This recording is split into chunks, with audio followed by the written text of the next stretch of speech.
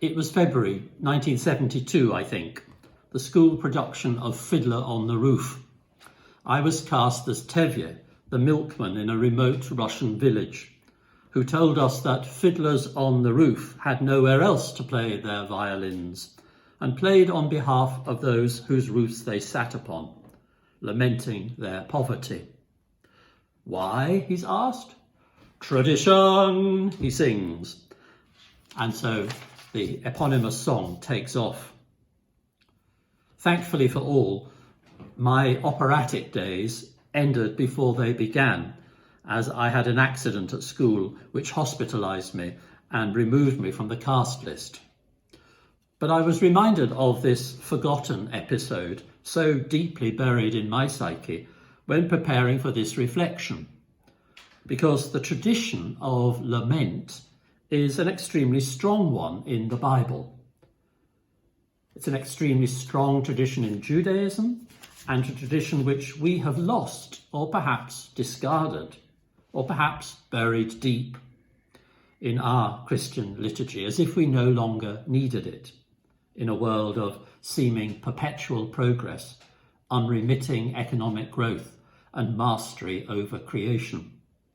Things have just gone on getting better for us, until now, perhaps.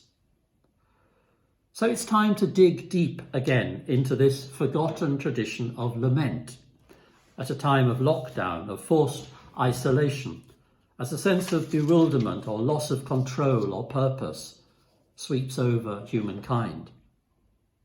Lament and lamenting is present, as I say, throughout the biblical library.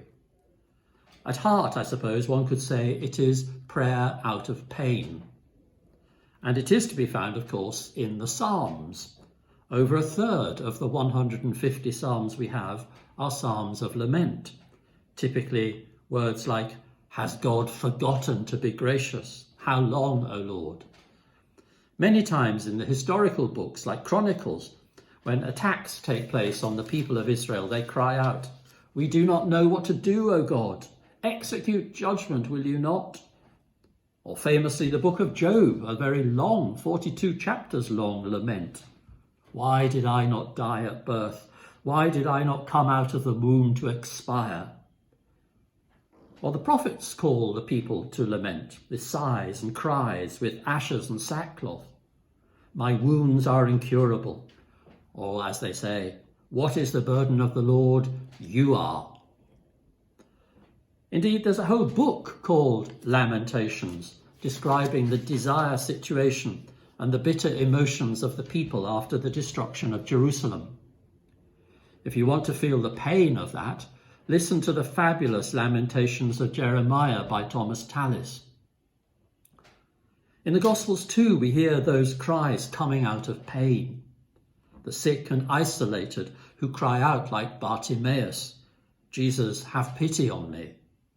Those who risk everything in anguish and agony, like the woman out of sheer frustration who dares to touch Jesus' clothing, a desperate physical lament. And of course, Jesus himself on the cross pleads, my God, why have you forsaken me?" So perhaps at a time of enforced isolation such as this, a time of compulsory change, a time of loss of control over our individual choice and activities, a time of fear about jobs or health or well-being, we would do well to dig into this tradition of lament. In reflecting on this, one of the things I looked at put it very simply. When we cut ourselves, we shout "ouch" or some other expletive. And when we hurt within, we need to do the same, to cry out. That is, lament, a sort of religious ouch. Such a crying out, a lament, by its very nature, is often unformed. It comes from within, with a sigh, a scream, with tears or head in hands. It doesn't usually come out in well-formed sentences. "Oh God" is fine. Indeed, that's often how it is in the Psalms. "Oh God, why? Oh God, when? Oh God, do something."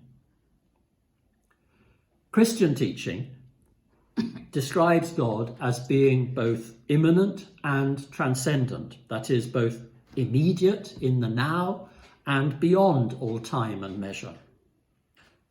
If in Christ we find the full stature of the divine in human form, then his attention to the laments of others and his own experiences of lament serve us well as reasons to cry out, and to cry out without expecting an answer, except that the crying out itself is the answer.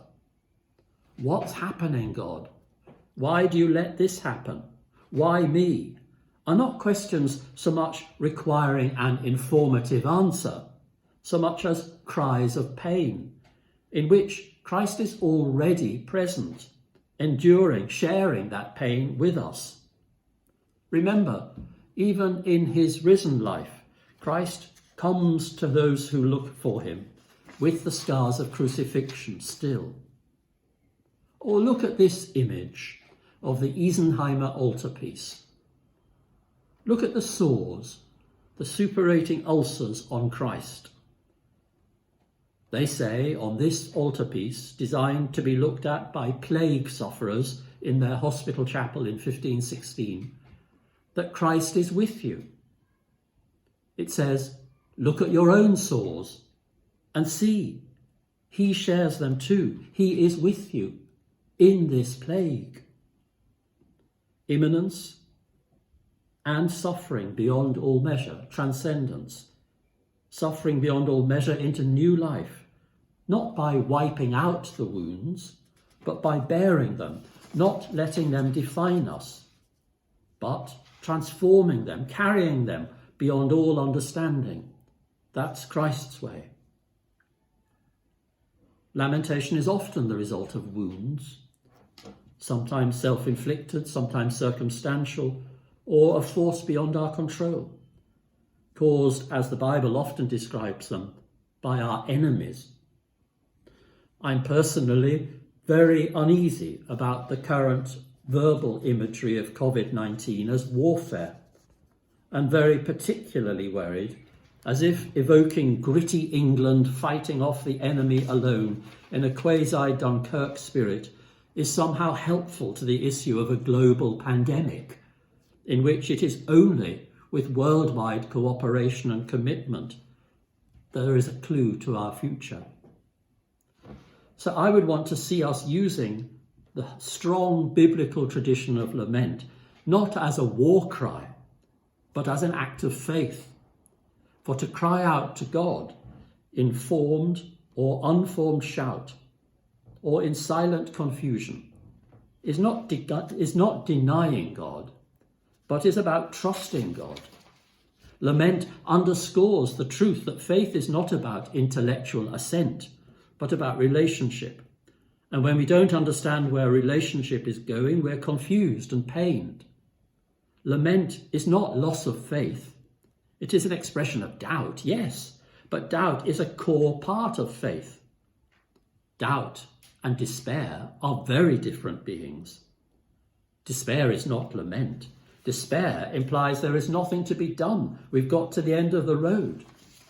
But lament, like doubt, is acknowledging in words or groans or silence, God, I can't see how, but help me. God, where are you in all this? This is not failure of faith. This is an act of faith. Even when we don't experience God's closeness or engagement or control.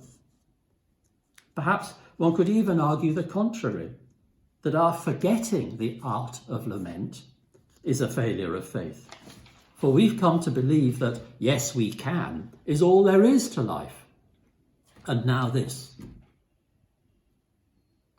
I could go on, but I won't. Lament is a deeply significant spiritual acknowledgement of both the immanence and transcendence of God. Immanent in that God is with us, Emmanuel, in all things, and is with us as we transcend the fear and pain, accepting it and acknowledging it. And I would just leave 3 questions to take forward, either for you on your own or to think about further in our discussion on Wednesday evening with fellow parishioners. Firstly, What's your experience of lament? Secondly, what does it feel like to give God your uncensored feelings of anger or rage or indifference or pain? Is it okay? And thirdly, is it desirable for us, do you think, to develop a liturgy, a structure for lament in light of COVID-19? How would you do it? What would you include? Thanks for joining us. Goodbye.